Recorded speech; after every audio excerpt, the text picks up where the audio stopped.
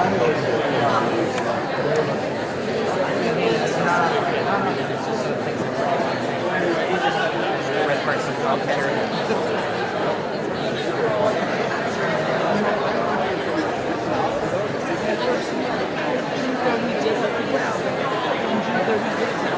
he did a town. He's been doing town halls for a while.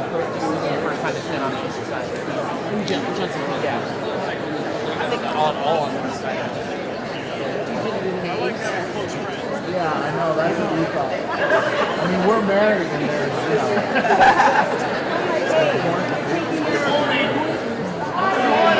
Morning.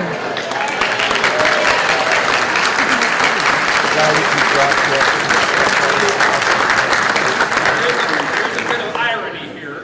You're now the largest town hall meeting I've ever had.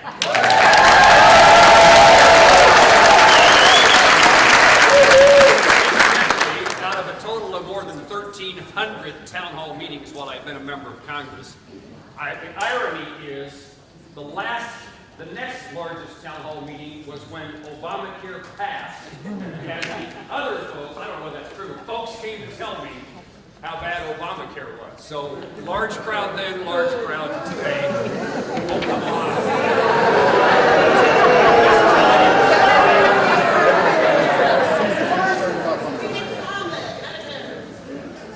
So, ask them now. We'll get to it, just a second.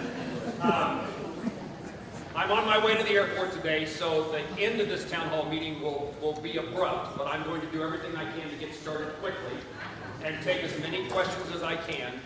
But, yes ma'am, I am, and the planes don't wait for a United States Senator. So I will work my way through as many questions as possible, and I'm only going to have one preemptory comment. And I've said this at every town hall meeting this year, and I want to make sure I say it here. I am not a veteran, but we work hard to try to make certain that veterans have the respect and the care that they deserve if their comments are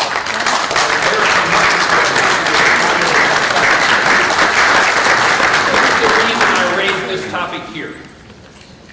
Again, I'm not a veteran. I grew up and graduated from Plainville High School in Northwest Kansas in 1972. The Vietnam War was coming to an end in 1972, so I grew up with Vietnam in the back of my life. And one of the things that I took from that experience, along with other things, is that the way that we treated our servicemen and women upon their return was wrong. And so we want to do everything. And lots of commitments were made to those who served our country, and not all of them are being kept. And what I would ask you is, if you are a veteran or you know a veteran, who is struggling to get the care or treatment that they need, please let me or my staff know so we can go to the bat for them. How about the rest of us? Yes, ma'am.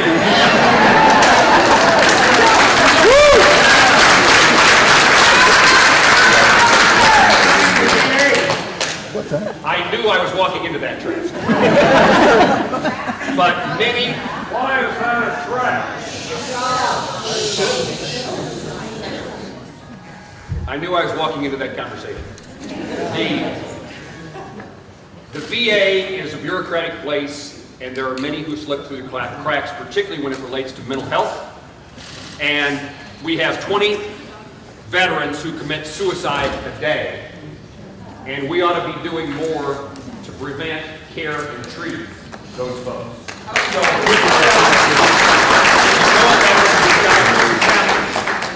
please make certain that we know. I serve on the Veterans Committee. I chair the Appropriations Committee for the Department of Veterans Affairs, and I've tried to put myself in a position in which we can make a difference. All right, let's just begin with the conversation that you want to have. And I'm going to have somebody pull out so that you all expect it to be fair. How about telling us your stance on the new Affordable Care Act that we're talking about? Would you like to start just with me talking about Yeah. We'll go to this quick. Here's my take. I've had, as I said, town hall meetings. And incidentally, town hall meetings are not the only way to communicate with constituents and to listen to them. I walk the main streets, I attend civic clubs, I visit schools. You have conversations with people who may not come to a town hall meeting. In those conversations, since the Affordable Care Act has been in existence, most people have indicated to me the problems they're facing as a result of the Affordable Care Act. Others, you can disagree, but I'm telling you what people have told me. On the other hand, people have come to me to say, Jerry, the Affordable Care Act has been very helpful to me and my family, and it's made a significant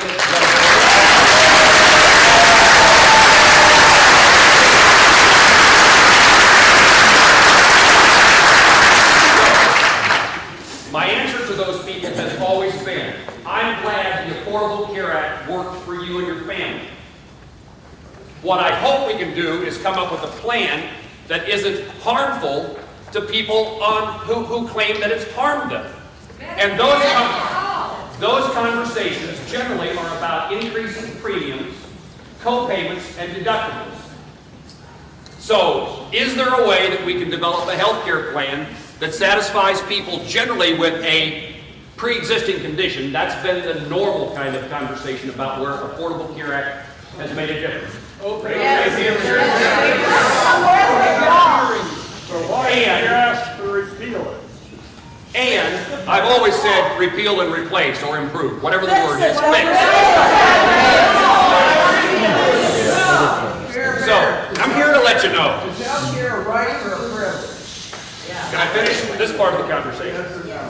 So, we are trying to see if we can come up with a plan that takes care of people, particularly pre-existing conditions, but other issues as well, without also the side that is harmful to people because of cost and expense, doctors, and keeping the insurance policy that they want.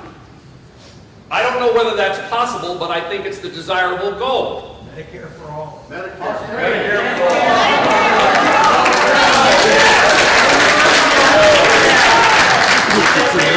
What I said, I would not have voted for the House passed plan. More than one.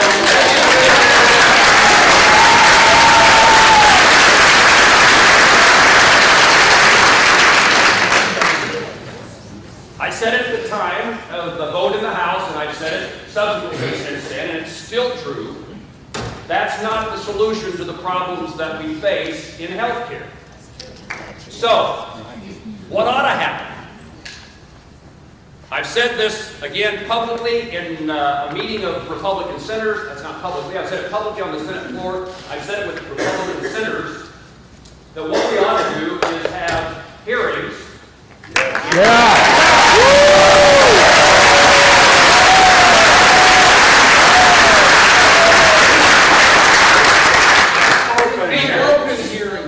Open hearings. People then can come, experts and others, and tell us how to improve or fix the Affordable Care Act.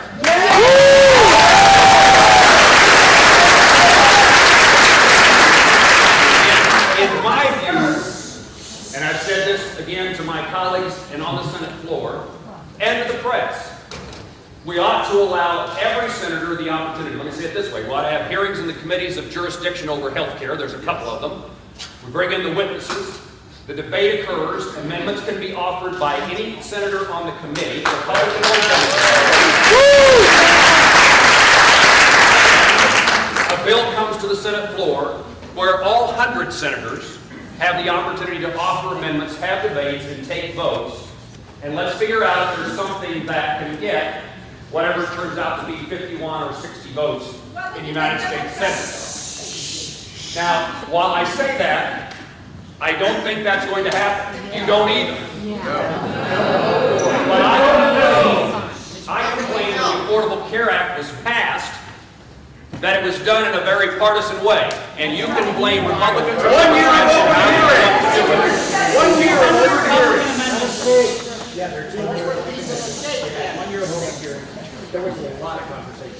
Let me say that it's passed with no Republican votes, and you can blame Republicans if you want, but it passed. Healthcare is so significant, so important, that we ought not make significant changes to healthcare in the absence of us coming together to figure out how to do it.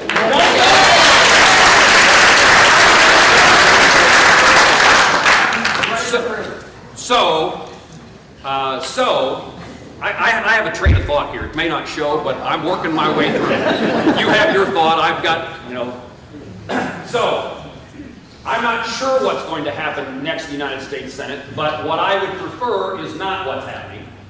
And let me then tell you how I will analyze a bill, if there is one, that comes to the Senate floor. You gonna read it?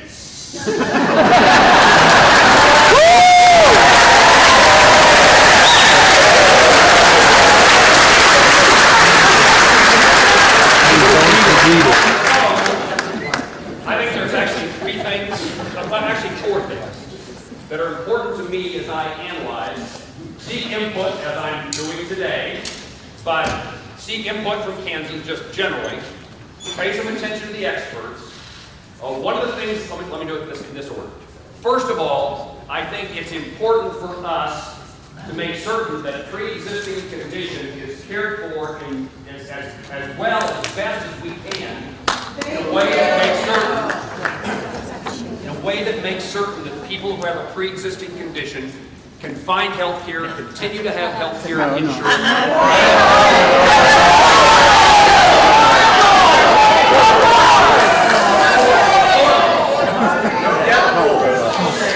A good point. I didn't mean it in the way that it may have sounded. Affordable access to health care. You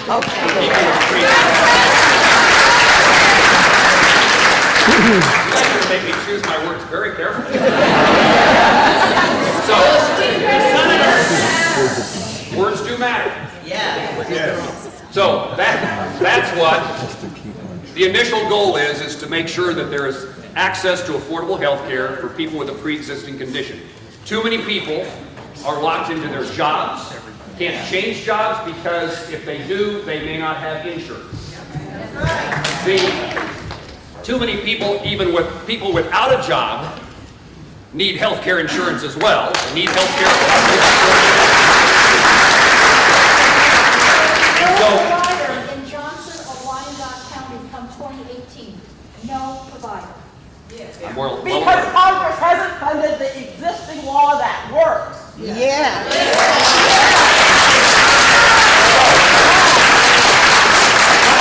and center for me is examination of the issue of pre-existing condition.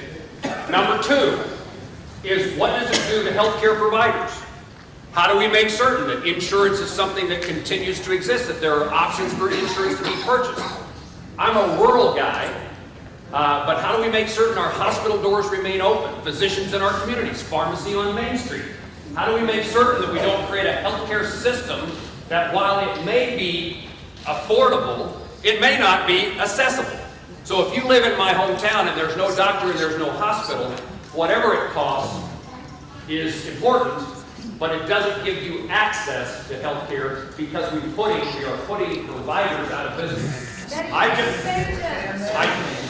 just completed a visit to all 127 hospitals in Kansas. The conversation was, what about the Affordable Care Act? What has it done? How's it been helpful? And what do you think about what is happening with what the House has passed? So one of the things that, maybe this is just me as a rural guy, but I visited every hospital in Johnson County as well, trying to make certain that I know how health care is delivered in places across our state. And again, I'll get the signs that disagree with me, but I'm just telling you what I've been told. Every hospital has bigger bad debt expense today than they did before the Affordable Care Act.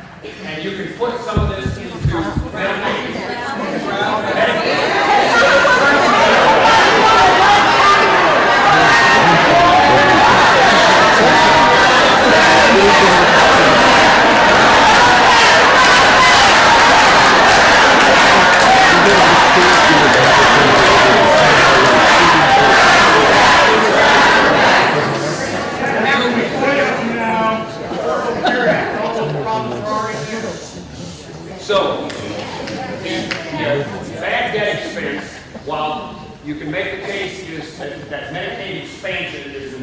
issue.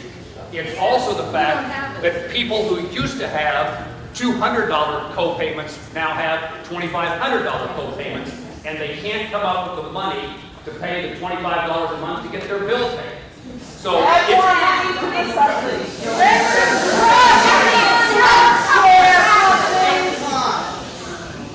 so the second component of the way I look at it is how do we make certain that healthcare providers, I'll speed up, I'm sorry, healthcare providers have the ability to keep their doors open, provide healthcare to Kansans, and that we have a viable insurance market so that what you told me earlier about losing, I think it's 100,000 in the Kansas City area will lose their Blue Cross and Blue Shield coverage.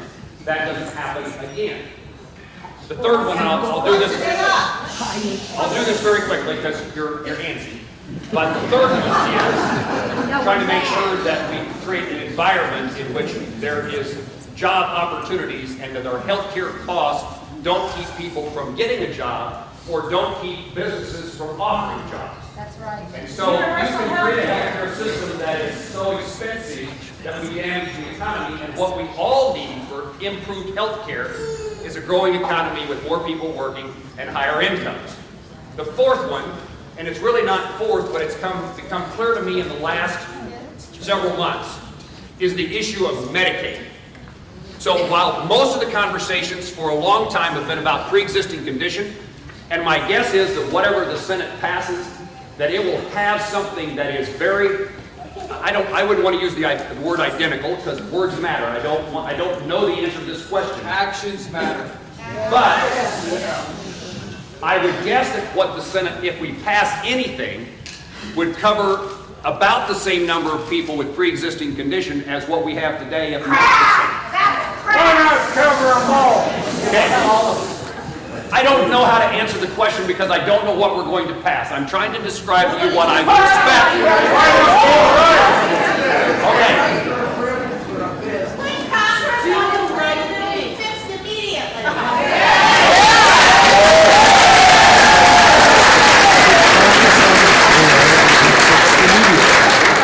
You're egging me on. Incidentally, I'm under the Affordable Care Act and I buy my insurance through the exchange as required by law.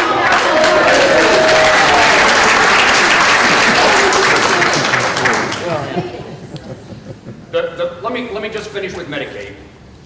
What's become clear to me is that we have significant challenges with people who need health care through Medicaid. And in addition to visiting the hospitals of Kansas, I've been to a number of community health centers that provide health care for people who have little financial ability and no insurance. Medicaid is the important component to them and how they're able to keep their doors open. So, in addition to that, I visited a number of disability providers, people who provide services to people with disabilities, and they, particularly if you're in a waivered plan, in other words, Kansas has gotten a waiver to provide services for the disability, for those with disabilities. This is a very damaging circumstance trying to care for people in that setting.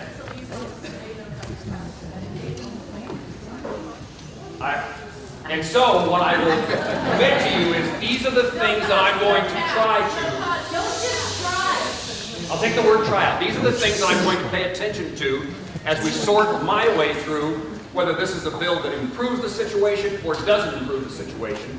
And I can vote yes or I can vote no based upon my analysis. What McConnell tells you. My analysis. As what? So, I mean, I won't want to. So, those are the broad things that Moran cares about as I look for a solution to this issue of what we do with the Affordable Care Act. You will buck your party? If I reach the conclusion that that's in the best interest of Americans in Kansas. Have you done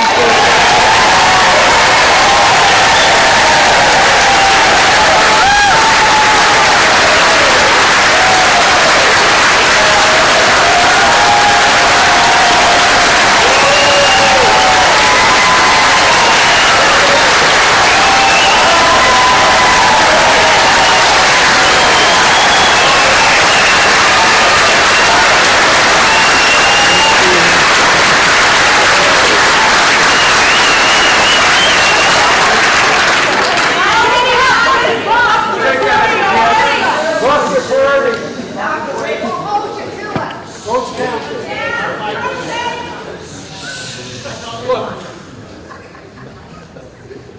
this country is very divisive. I mean, things are very divisive in this country. People are split on so many things. We've got to do things that... Special investigation. All right, I'll move on from this topic. The issue of, is it a right? I think, or privilege. For a business. Well, I think there is, you were all very polite and kind in your applause, so get ready to say the other thing now.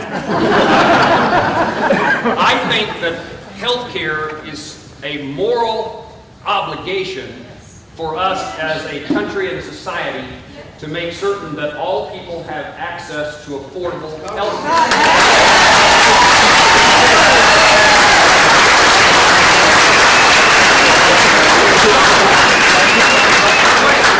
Well, what are you going to do about it?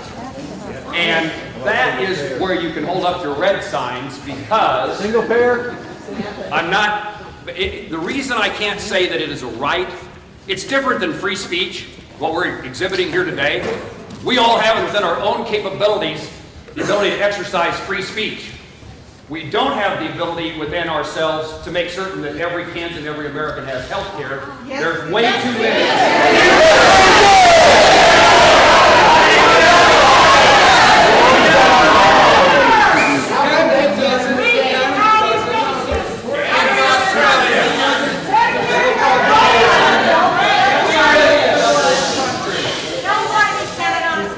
Why is there all this money for the military, not for social needs, Jerry?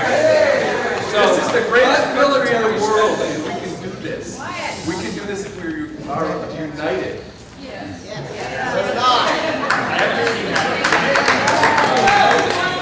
So,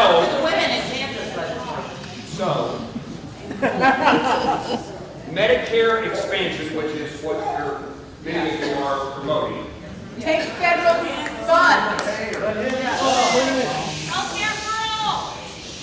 I think before you move down the path of providing one source of insurance or one Medicare program for all, you've got to drive the unnecessary costs of health care out of the Medicare and Medicaid system.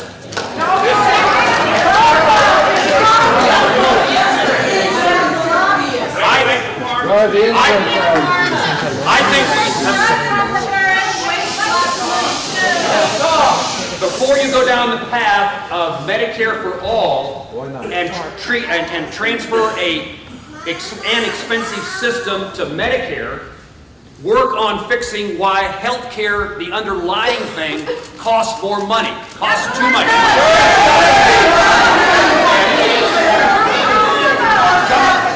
Some of you have shouted pharma, and for example, we ought to deal with the drug companies.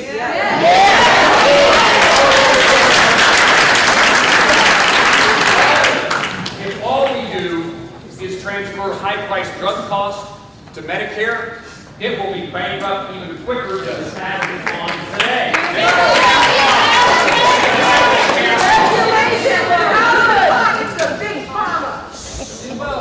So, there's a number of other things. You know, long before President Obama was president, there was a Moran 10-point plan on making health care more affordable that none of you ever heard of. But we gave the effort, we made the effort to try to figure out what are the things you can do to get rid of the unnecessary costs associated with seeing a doctor or being admitted to a hospital. And I can't yet, again, I've spoken about this on the Senate floor and rose in the Republican caucus to say we're spending time on trying to figure out who pays what, as compared to why does it cost so much money in the first place, and if you could reduce or slow the escalating costs of health care, you would benefit everyone. And so,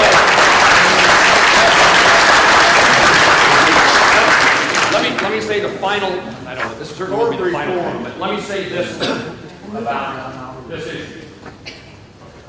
You know, there are those, and I've heard them say to me and my colleagues, I read it in the press, that people who are angry, have angst, concern about healthcare and the repeal of the Affordable Care Act, people have said that's just a bunch of people who are partisan, who are trying to score political points. Pass a bipartisan bill.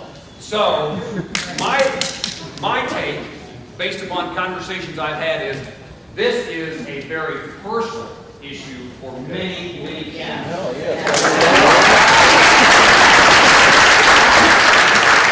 Unlike any issue I've dealt with as a member of Congress in that nature. Some things are much more policy, I don't know what the right word is, sorry, words matter. Some things are more technical or whatever. But the conversations I have with people are generally people, or often, let me say it that way, people that I know. And as they start their conversation, it's my kids' teachers. It's people I go to church with. And as they start the conversation, tears will start streaming down their cheeks because this matters so much to them, to their husband or their spouse, to their kids. It's life and death. To people with pre-existing condition in their family who've seen there is some hope to providing health care for their loved ones, this is not just a partisan rant by people who want to oppose one political party or another. So,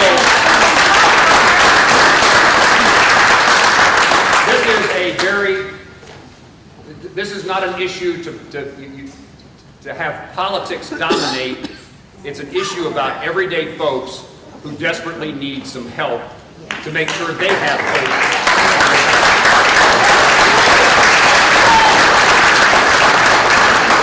Use hearings, Jerry. Promise us that you will not vote for a bill without open hearings. Yes.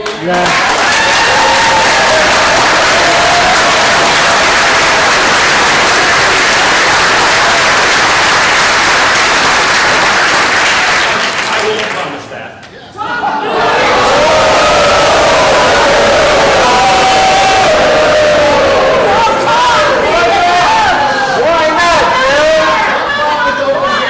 Not a darn thing. I think we should have them. The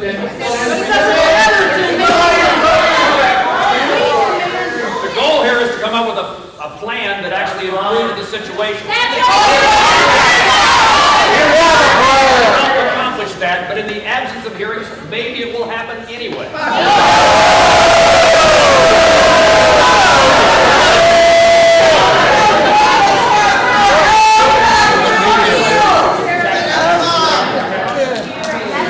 It's not partisan. Why did no Republican vote for Obamacare? Accepting the laws and a voucher plan. What was that, Jerry? Government's broken, can't run health care. Nobody does it up better. You want to do that to all of us. Going backwards instead of forwards. What are you going to do to prevent Americans from losing rights and privileges that they've enjoyed in the past? It's a very broad question, but I worry a lot about the ability for us. I mean, let's say it this way. My view is that you and I, as citizens of this country, have two basic responsibilities. One is to make certain that the American dream is alive and well for the next generation of Americans, that people have the chance, the opportunity to pursue their goals and dreams of their lives. The second part of that is we have the obligation and responsibility. There are men and women who fought and died to make this true, to make certain that the freedoms and liberties that we enjoy under our Constitution are protected. They are still fighting and dying. We lost 3 soldiers in Afghanistan this week. Are we still a democracy? I'm not saying we are a republic, and yes, elections just occurred. And American people made a decision.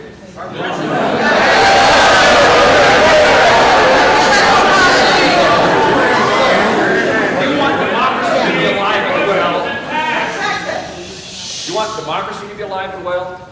Elections are where we make those decisions. You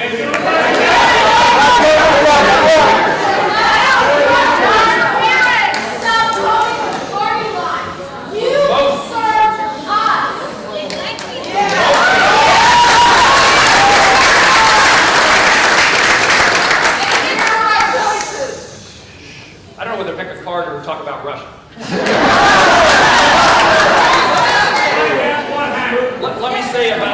democracy thing, you all need to know that for most of my time as a first-term senator, I heard from Kansans whose question was, why haven't you impeached President Obama?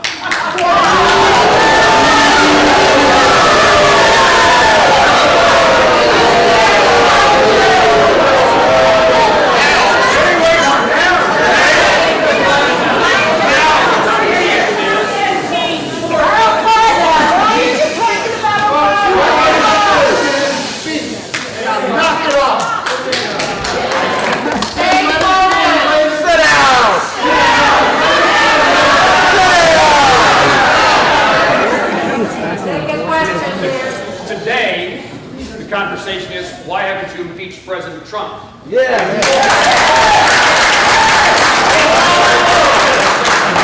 Since the American people.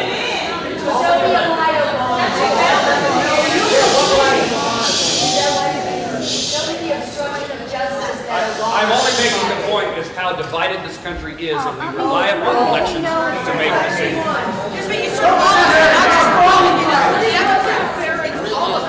Between evidence and not evidence. So when you're going to impeach somebody, you have the purpose of really doing so. So when you're saying, why didn't we impeach Obama? I didn't say that. I said Kansas has that.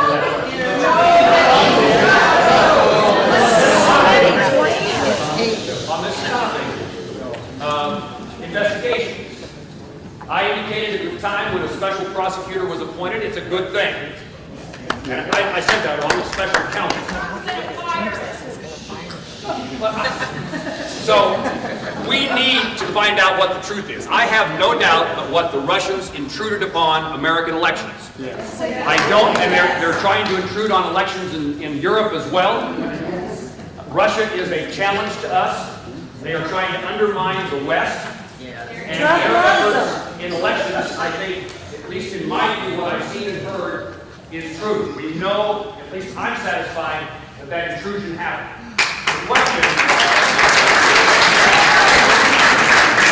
what do you do about it, and that's where you go for the facts. And that's why a special counsel, and everything I know, I've never met Mr.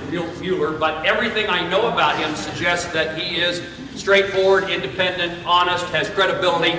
And here's the thing that I think is so important, and I was trying to explain this a moment ago, to some degree in the Obama impeachment and the Trump impeachment. This country is so divided that what we need is an investigation, a special counsel, that when it's all said and done, the American people are satisfied with the result. Whether they agree with it or not, they believe it's done in a fair and impartial manner so that we can get back to being a united country. So that we can get back to being a united country. And so that we can get on with the work of improving this nation for the folks that we don't even know yet, who will be Americans. Let's talk about education.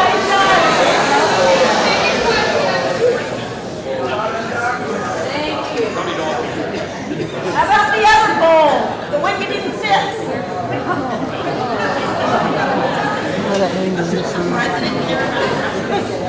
Talk about Dodd-Frank. A lot of anger. Discuss towards the right part again. Somebody's lobbyist. No regulation.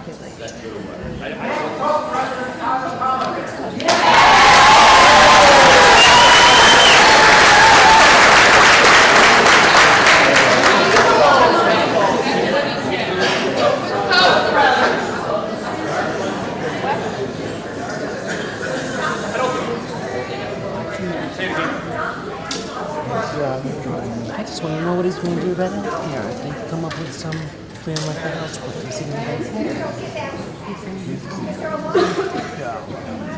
You believe that? Does he have any influence? 12 people are writing a healthcare.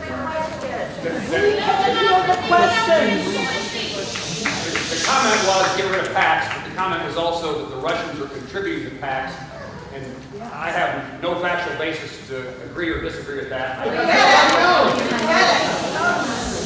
We have a Federal Elections Commission that monikers. Not so well.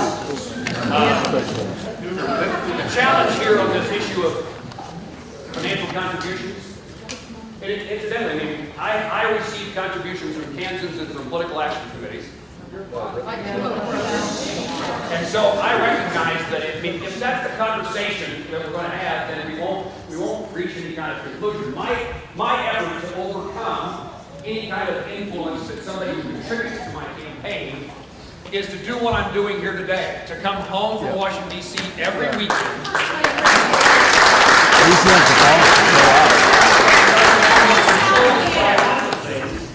Not necessarily what happens in the campaign finance. And the Supreme Court of the United States has determined it's not. All right, so it's the law. If you are no on public hearings for health care plan, will you vote yes for it? That's a common question. Somebody stuffed the box. How does the Senate leadership intend to implement job-creating plans like infrastructure spending with such a disorganized and unpopular White House? Good question.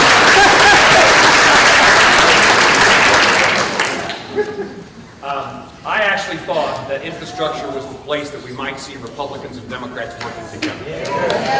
Our country desperately needs investment in infrastructure, and we think of roads and bridges and highways, but it's waterworks and sewer works, it's new buildings on Fort Riley, it's at Leavenworth, it's broadband. There's just so many things that we ought to invest in that would improve our country's economy and move us forward to compete in the global economy into the future. Unfortunately, I think the bipartisanship on this issue has already disappeared. And in part,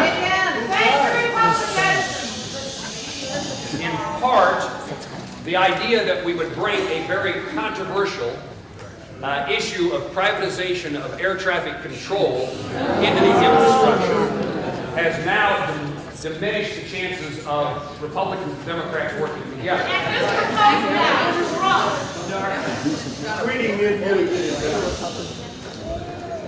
I oppose privatization of air traffic control.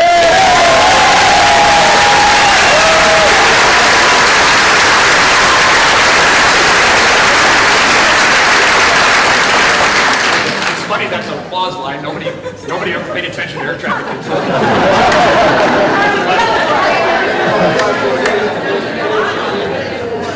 Or Social Security. I think that the idea of a small group, particularly of airlines, choosing a small group, I hate to use this number, 13 people. Oh, you missed my point. 13.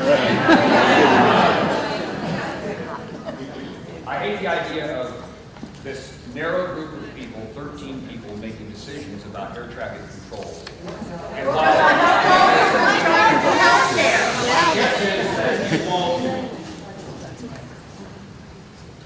you don't trust Congress either, but I would say that we're better off with Congress making decisions about air traffic control. And this is particularly true for us because the airlines, this is about airspace. We all agree here. Yeah. Okay, I'll quit talking.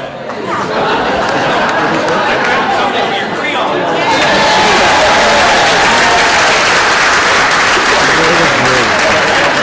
So,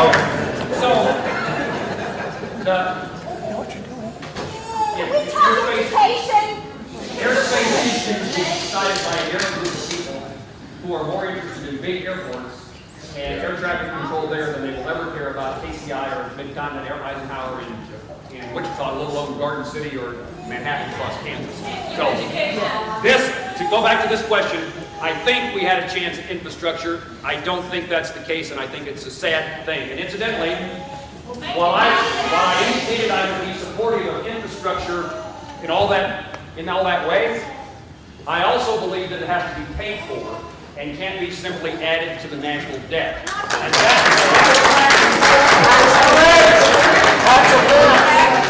that may be the other unwinding thing of this is if it's simply an effort to put money into infrastructure without paying for it, then I think that's a bad mistake for our country because I still think debt and deficit.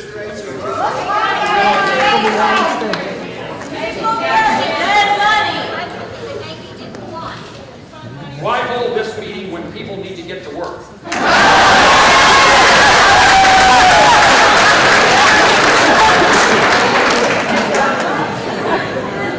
Look,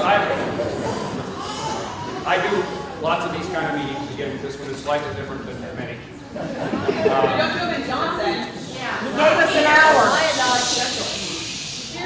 I do them in Johnson and Wyandotte. Got a flight to catch. The flight to catch is you need to help me because I'll let these people stall this out. Yeah. Now I forgot my train of thought, sorry. So, this meeting is at 7:30, so I can catch a flight. This meeting is at 7:30, so we have a discussion like this, particularly on health care, in case a vote comes up in the United States Senate before the end of the month. I can't plan my schedule very well. The Senate now is scheduled to meet 5 days a week, Monday through Friday, instead of 4 days a week, and I never know whether I am there on a Friday until Thursday afternoon, and then you all would have concerns, you wouldn't complain, but you'd have concerns that I didn't give enough time. We figured out that this could... So, we can have a discussion about what time the town hall meeting should occur, but I at least want to get a town hall meeting in Johnson County because you asked for one.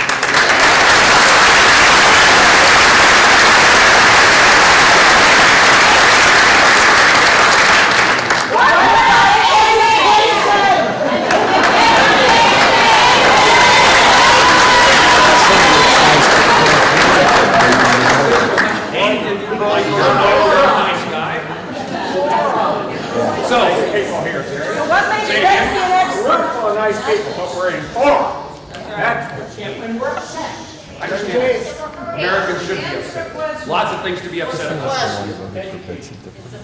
This is about a session, so I'd rather talk about education. I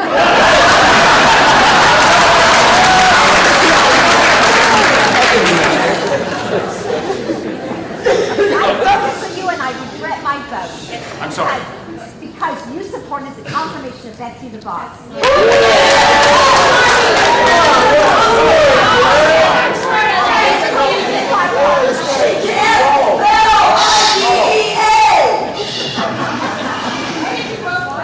What's the question?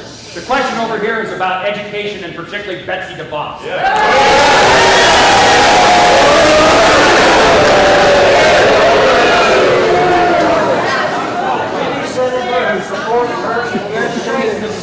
Why couldn't we leave voicemails? When we called you about Betsy DeVos.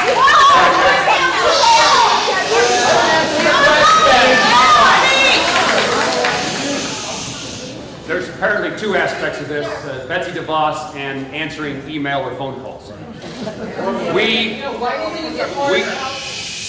We struggled during that period of time to respond or to even answer. Our phones were jammed. I have not there, but I'm interested in answering both these questions, but let me finish the first one. I asked my staff to tell me how many emails we responded to this year, since January. Over 13,000. We work hard at answering people's mail. We work hard at responding to their phone calls, but we aren't always able to keep up. And so I'm sorry if anybody, I know that happened. I'm sorry about it. It wasn't intentional. The second part of this is why did you, perhaps more important is why did you vote for Betsy DeVos?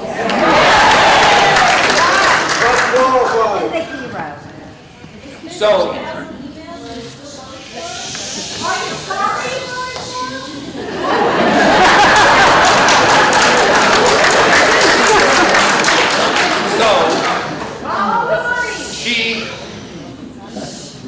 she has, in my view, had a terrible performance. I'm not defending Betsy DeVos in her hearing. We're getting there.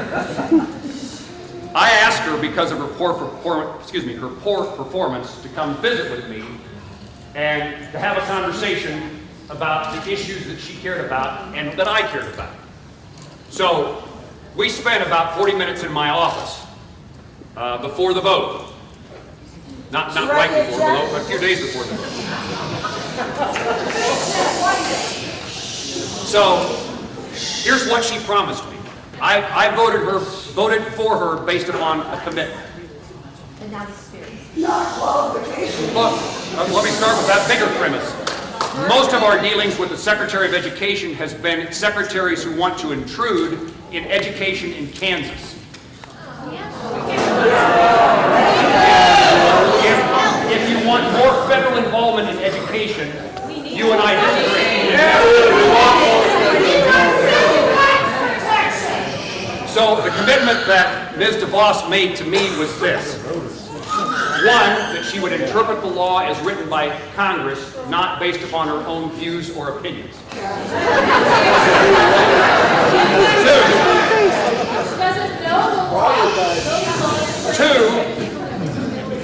Two, will you not force your view on things such as school vouchers on Kansans if we don't want them?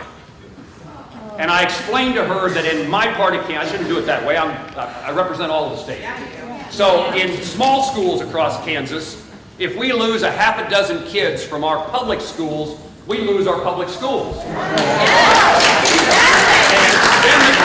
And then the conversation was, so in Johnson County, we have Shawnee Mission, Blue Valley, and Olathe, where throughout most of my life, people have moved to Kansas because they appreciate the quality of education they receive here.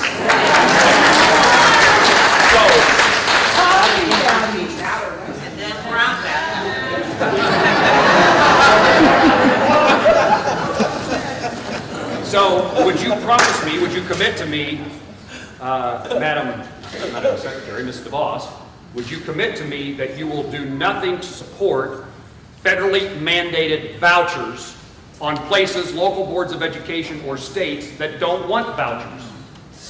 I'm not a voucher supporter, at least for a mandate from Washington, D.C. I don't know exactly what you said, but she is reflecting the president who is for vouchers, and you're going to have a Secretary of Education who reflects the president.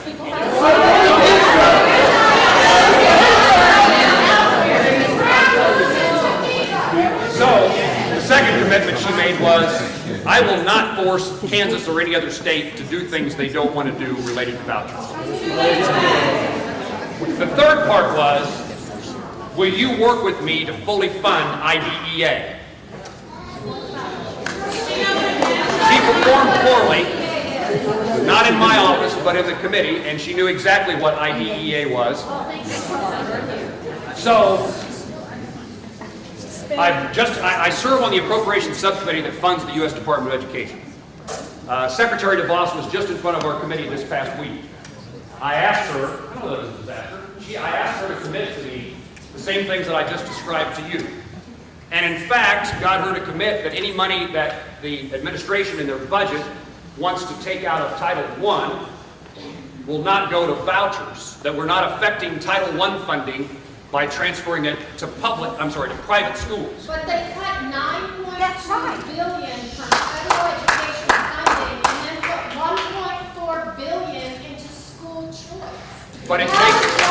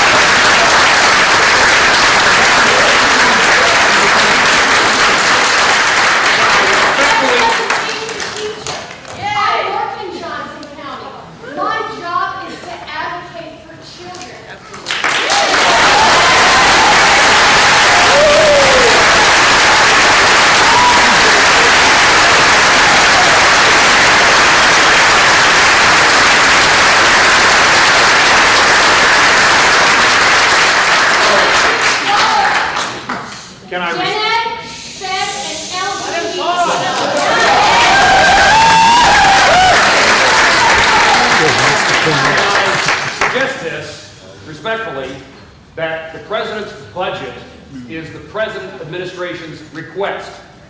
Congress is not, the Senate at least, will not do. And so the things that you described, taking whatever the number was, $1.7 billion out of 1.4. Just like you're gonna check over the health care without looking at it.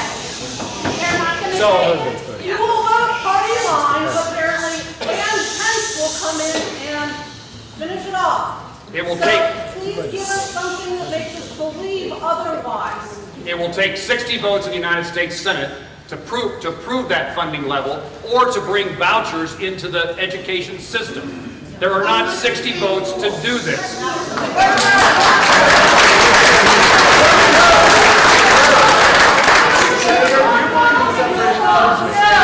Why should my tax dollars go to support a religiously inclined?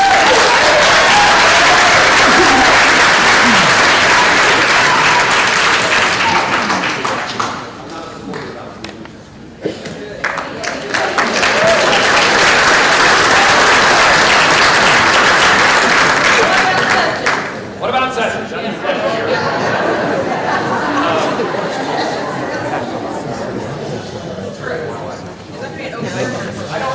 I hope that at the moment, as I understand it, Attorney General Sessions is appearing before the Intelligence Committee in closed session.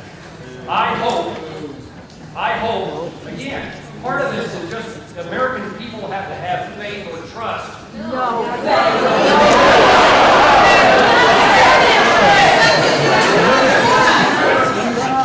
Wouldn't we know more? Wouldn't we feel better without that? I think a great challenge that we all face is who's telling us the truth.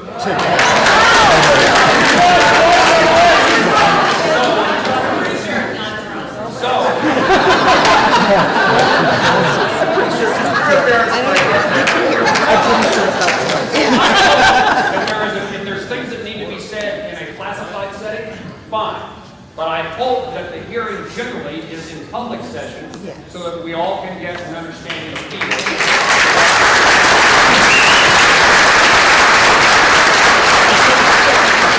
I don't know if any campaign officials or administration officials were involved in a Russian deal, but we ought to find out, and that's what the appointment of special counsel is all about. So before we reach, at least this is my view, before I reach a conclusion, let's let the facts be determined.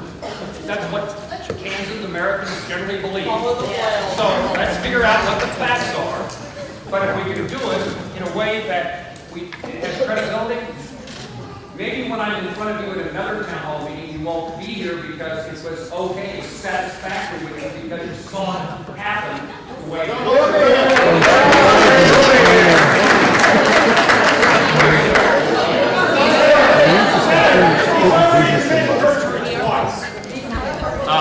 He's already perjured himself twice. He had a chance to go back and correct the record of his original testimony, and he didn't acknowledge the third piece.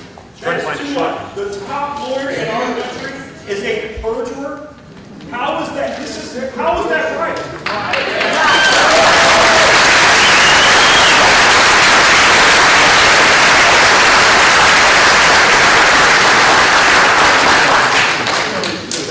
The truth is foundational to us as human beings. It's foundational to our nation. And each of us, public official or otherwise, must always endeavor to tell the truth.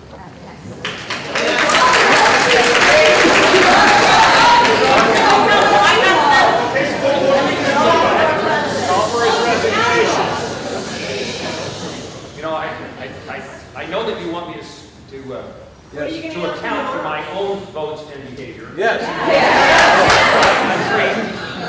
But there also is a sentiment here about the president and the governor, which I can't account for.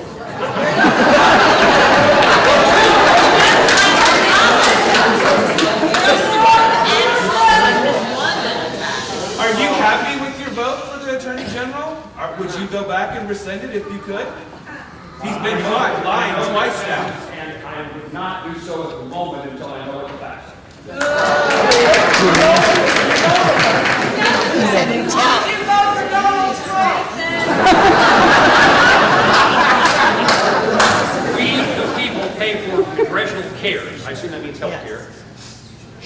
pay for ours.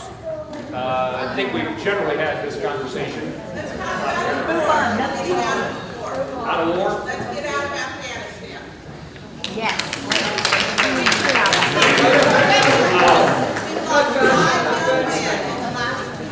I'm anxious. Special operations that take place in harm's way. For what? Why? I'm anxious for our involvement in Afghanistan to come to an end. And I'm anxious for our involvement in Iraq to come to an end. I think we can engage. I don't think, let me say it this way. I do not believe that the United States is the policeman of the world. Even if we have that responsibility or role, in so many instances, we don't have the ability to accomplish it anyway. So if you have noble intentions of trying to make the world a safer place or change the nature of the country, provide freedom and liberty to other people, but you have to be able to accomplish it or we end up, I opposed any effort in Libya. This is a different administration. We ended up dealing with Libya, but in my view, it's such a quagmire. And now, incidentally, the Russians are in Libya. Incidentally, the Russians are now in Afghanistan.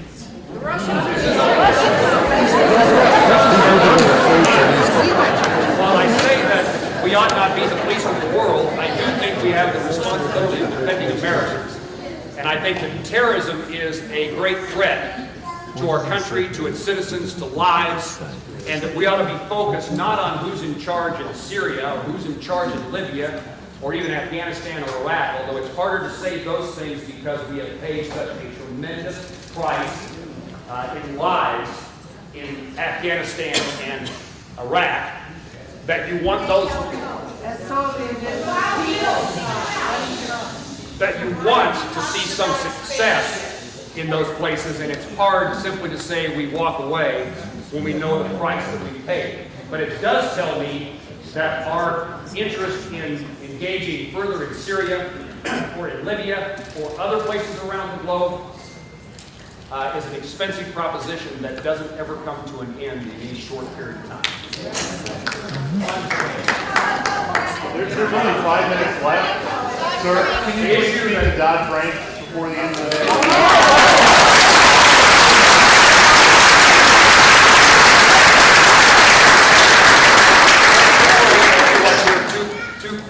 Two quick answers.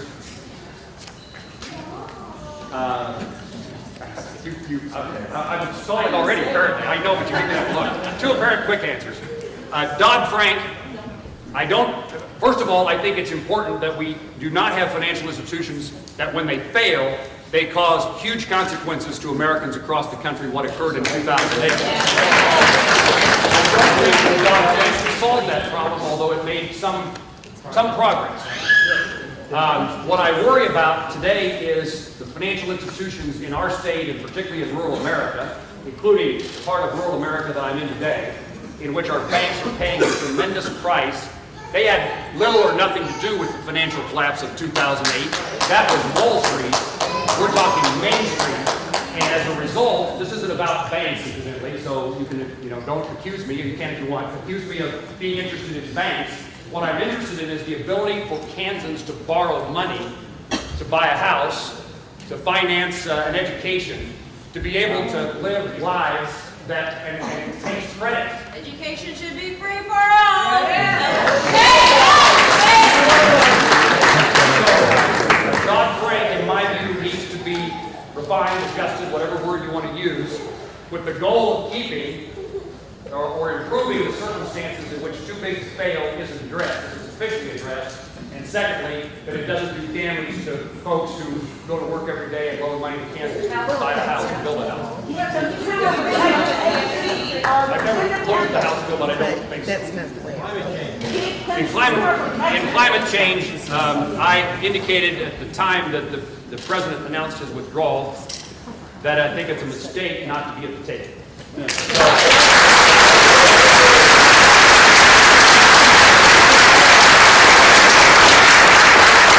think it's important on how this issue of climate is addressed, and therefore to have a voice at the table is a positive thing, not a negative thing. I also think it's important for us to demonstrate our rural leadership around the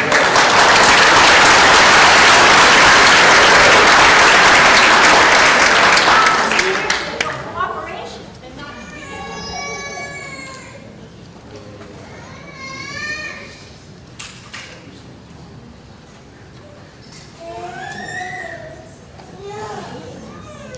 This is about women's health.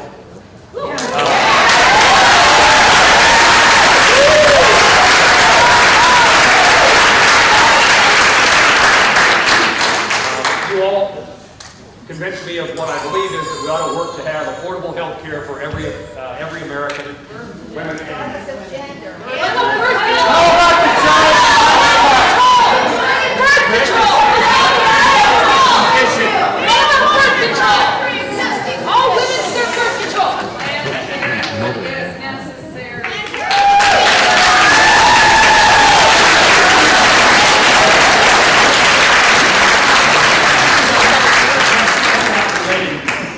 question is, why are there no women on the health committee?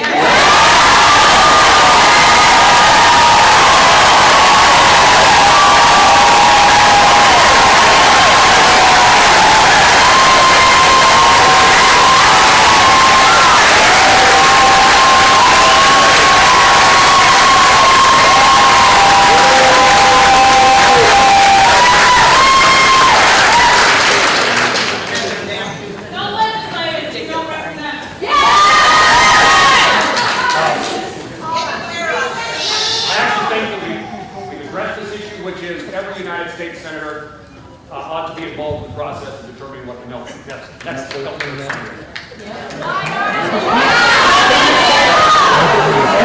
Do you support birth control? I wish that we had, I said that, I wish we had hearings and every United States senator had input. There, in my view, there does not need to be this narrow working group. Let the committee do the work.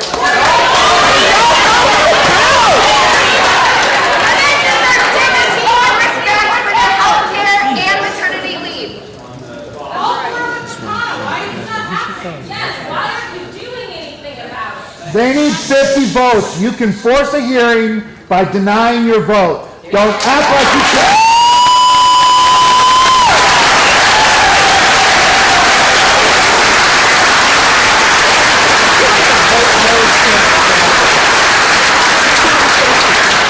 We're counting on you, Jerry. You know, you're counting on me, and I appreciate that.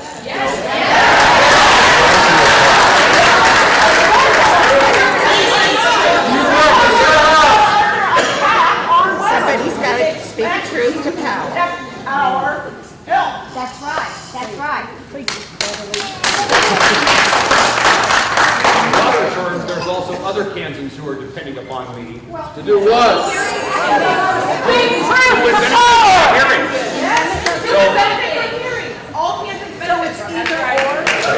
You said the truth was important. Stand for it.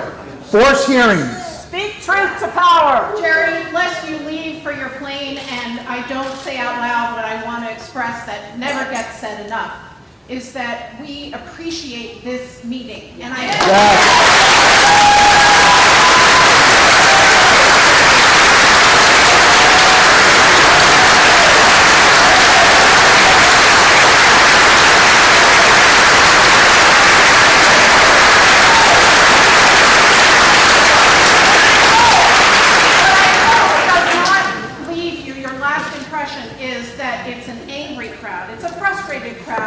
but it's a crowd that demands further engagement. Don't wait so long to come back, Jerry. Thank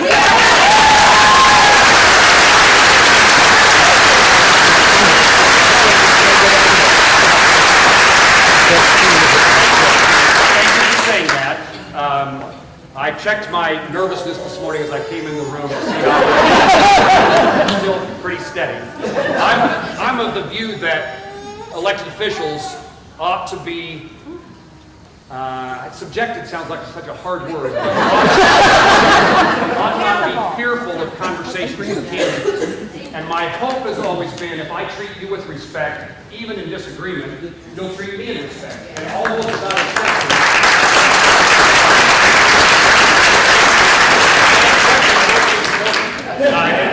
In my time as an elected official, I have shaken many hands, had thousands of conversations, had 1,300 town hall meetings, and in disagreement, people are still what I would describe as Kansans in the way that they treat elected officials. And we need to, again, I recognize that I have a lot to learn And I don't know the answer to every question. And I think it's important for me, even when I think I know what's right, to test it with folks through conversations across our state. Am I going to leave? Leave. Leave.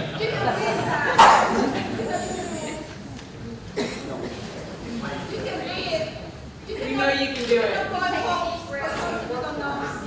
Thank you for not hiding like Robert. Yes.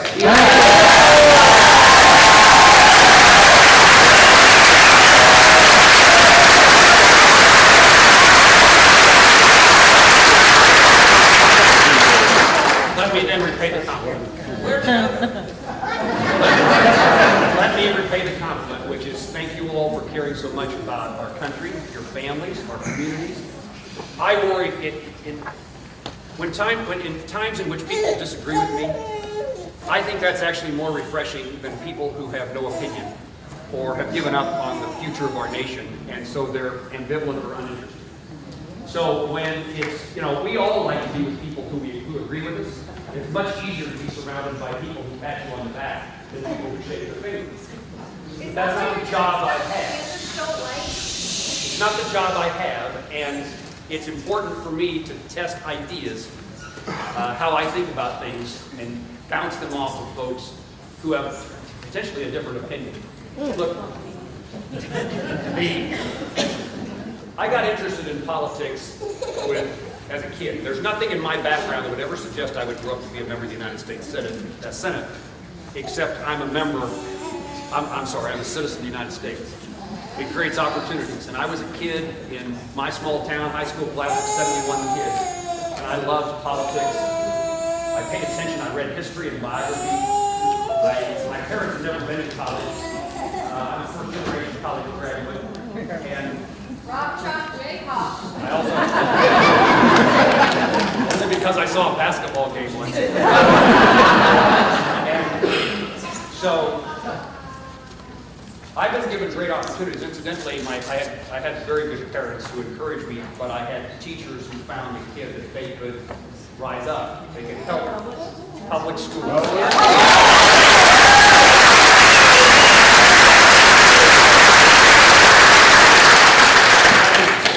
President of Plainville High School. And I met my congressman when I was in high school, who then, when I was in college, invited me to be a summer intern in Washington, D.C. Civilians, Congressman.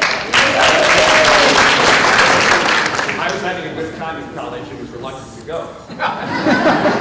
My parents said, this is an experience you ought to encounter. We encourage you to do this, see the rest of the world. And so I did. Turned out to be the summer of Watergate. I was fascinated by what I saw. And I thought at the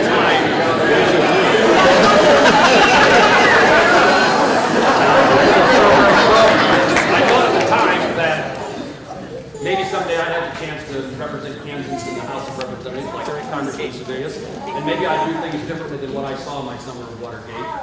And by the grace of God, the kindness of Kansans, I've been given that. But the point I would make is not about me. It's about the need for us to figure out how we work together to make things better. I no longer like politics. It may surprise you. I don't watch the news anymore.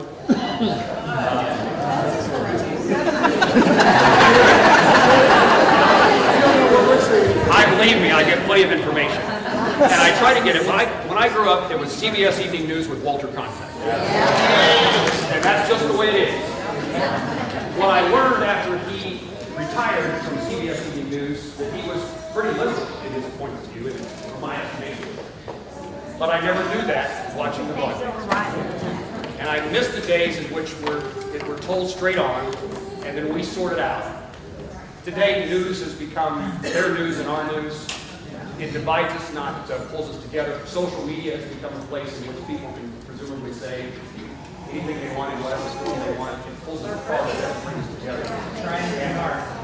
And what I had hoped is that we get back to the days in which there are things to fight about. You're interested in many instances of things we ought to make certain happen, and therefore it takes a fight. But the overriding motivation for public service ought to be, how can I help? Take care. conversation is much more about who's up, who's down, which political party is succeeding, which one's failing, what the polls show, what's going to happen in the next election.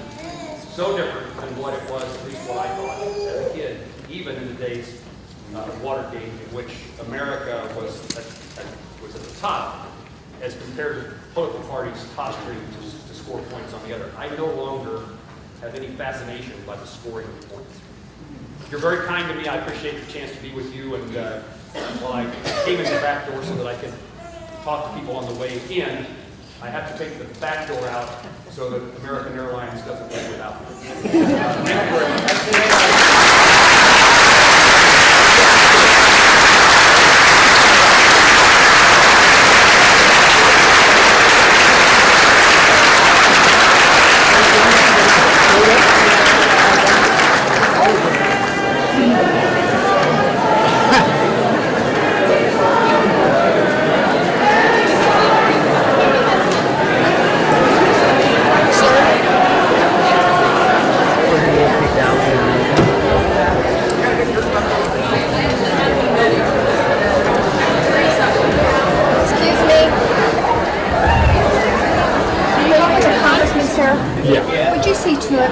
This in his office. Yeah, sure. I'll do that for you. Tell him 4-year-old girl dying. Depends on that. Are you with Medicare? What the outcome is, if anything. I don't know whether there will be a result, but I'm going to analyze the legislation if it comes to me, and I outlined today for the citizens of Kansas what the 4 criteria that I would pay most attention to. But you don't like the current House Care bill. And I would not vote for the current House bill. When the House bill first passed, you said the Senate was going to start from scratch. Does that still look to be the case, or does it look like it's going to be something very similar to the House bill that comes to the Senate floor? My impression is, and to my knowledge, there's nothing in writing. There's certainly nothing in writing that I, as a United States Senator, have seen in regard to the health care bill. And my impression is it will be something different, and it is starting anew than the House passed bill. You're going to vote this week, right, Senator? I mean, there's a chance you may vote this week on a bill without hearings, without a full copy. That seems rather abrupt to the people in this audience. I don't think we will have a vote this week. Nothing I've read or heard says that, although you're the expert. Thank you. You're welcome. And what I would say is that the commitment has been made that we will have a CBO score before we vote, which I think is appropriate and necessary. But no hearings, no chance to read the bill, no chance for people to offer amendments? I wouldn't say those things. I would say that the legislative process is such that every senator has been invited, including Democrats, to participate in this conversation that's taking place. I like the formality of having a hearing and bringing experts in. That's not the decision that's been made. But I would say that there still is the opportunity I would never say that we're going to pass a bill. I would not expect us to pass a bill in which we don't have the opportunity to read and understand it. You're a yes vote, though. No, I've not made any, that's what I just described to folks. I'm going to analyze this bill. It's funny you'd reach that conclusion. The point I was making to Kansans today is that there is at least these 4 categories of issues that I want to know the outcome before I make any decision about. So you're a possible no vote? I'm a possible yes vote and I'm a possible no vote. Senator Kane just introduced a bill preventing housing discrimination for LGBT people. Are you going to be bipartisan and support that and cross party lines and do what's right? I don't know the answer to the question, and I'll take a look at Senator. Would you check in with Senator Kane? I will. I know Senator Kane very well. We meet in the gym almost every morning, and we talk about Kansas. Do you believe people should be discriminated against in housing based on their sexual orientation or gender identity? I don't believe. Yes or no? I don't believe people should be discriminated against. Senator, can you clarify this thing that you said when a man yelled out whether you were proud of your vote for Sessions and would vote for him again? You said you could not say for sure whether you would vote for Attorney General Sessions again. I don't think I said that. What I said was I'm awaiting the outcome of the special counsel and their report on what has gone on with Russia. And therefore, Senator Sessions is entitled to the factual findings of this council. But you have no regrets over your. Proves he's a racist. You have no regrets over your. What he had specifically yelled at you was whether or not you regret your vote. Do you regret your vote at all, or have any hesitation? I generally have made a practice of not outlining any votes I regret. Senator, your thoughts on the forum today? I was very pleased with the magnitude of the crowd. the demeanor of the crowd, what it demonstrates to me is that there's lots of folks who really care about what's going on in the country. And while, I think there's a number of people here who really are trying to express their thoughts in regard to the president and his administration, I'm at the moment the person who's the sounding board for those that level of criticism. What are some? I gotta go. Okay. We'll go. Thank you. Thank you. Thank you for your time. To claim Bill Krause. You I look just so- wanted to Yes, say you that. are. Senator. Nice to see you. Your face looks so familiar. Anyway. I'd like you to I saw you holding up a see photo. This is my son-in-law, who's on a nuclear submarine, and this is my daughter, who's pregnant. Our president, he can't tell her where in the world he is right now, but our president is telling us classified information to the president of the Philippines. She is at home pregnant. We don't know when he'll be home. Do you think there's anything I can do to help find that information, to help your family? It's highly classified. We don't need to know that. Your point is the other, that no one else He should be not be disclosing telling classified. that. He is hurting our military. Absolutely, no one who has classified information should share it with anyone else. It's there's an oath to What that. can we do to stop that? Because he is breaking that oath. He is putting our children. I've had 2 children take the oath of enlistment. My daughter joined the Army. And him. What can we do to protect our military who are serving right now for a man who feels that they are pawns? I think the answer to that question is the special counsel is investigating any violations of law. And if there's anything I can do to help you or your family, please let me know. And here's my card. And thank you for your I family's go service. often. Okay, to visit with Joe? Yeah. All right. Thank you. I gotta run. Thank you all. Thank you. Senator. Well,